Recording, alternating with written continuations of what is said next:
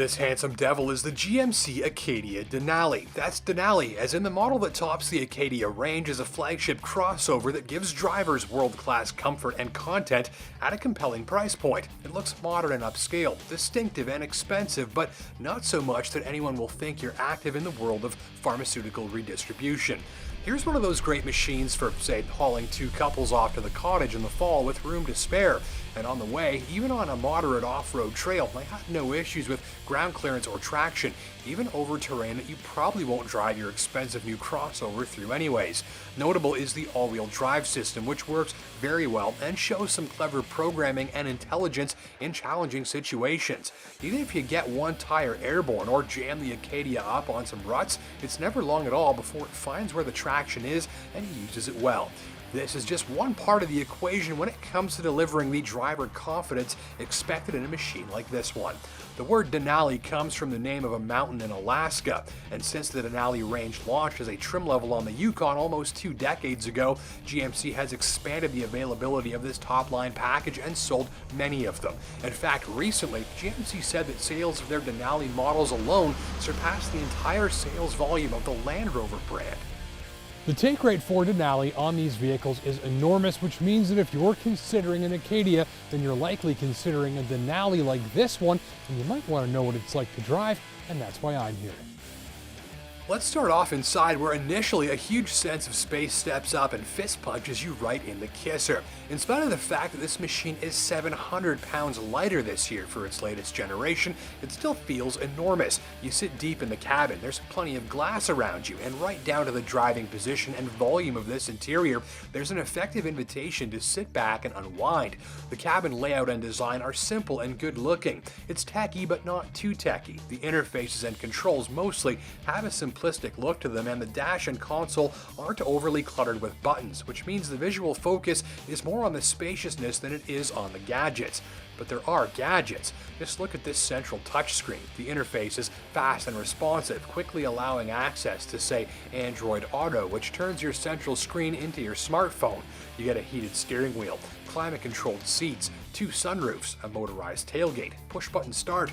There are also numerous exclusive features you won't find elsewhere, like the confidence-enhancing OnStar system and built-in Wi-Fi, so you can, say, stream Netflix on the move. All said, this thing has nothing short of the crossover market's very latest in feature content and high tech. For comfort, the continuously adjustable suspension reads the road and reprograms the dampers with millisecond precision, consistently delivering good ride quality and arresting unwanted body motions in real time. Hit even a big dip or bump, and the Acadia just squirms a little bit beneath you, and that's it. Forget bouncing and rebounding.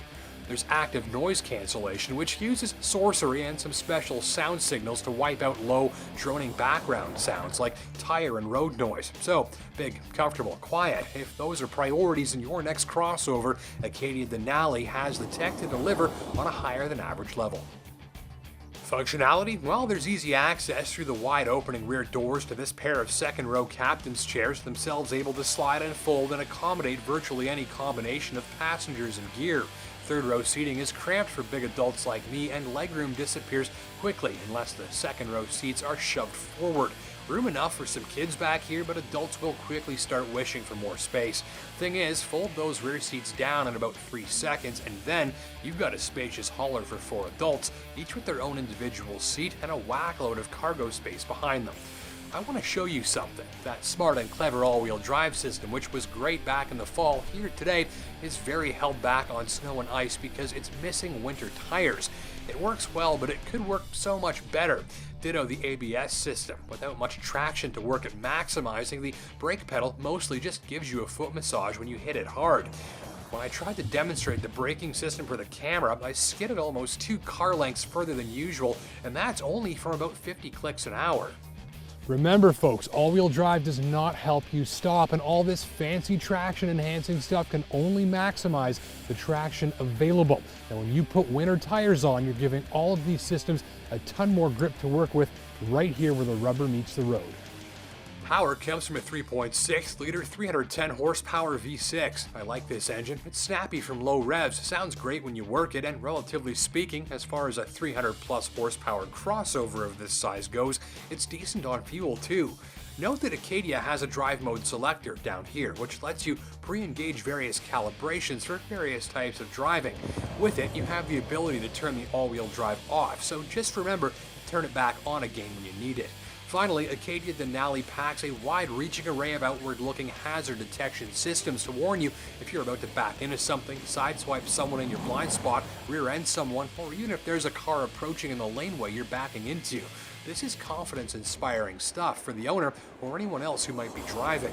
Other notes: on cold days like this one, I appreciated the remote start system's ability to turn on the heated seats and steering wheel for me, even from very far away.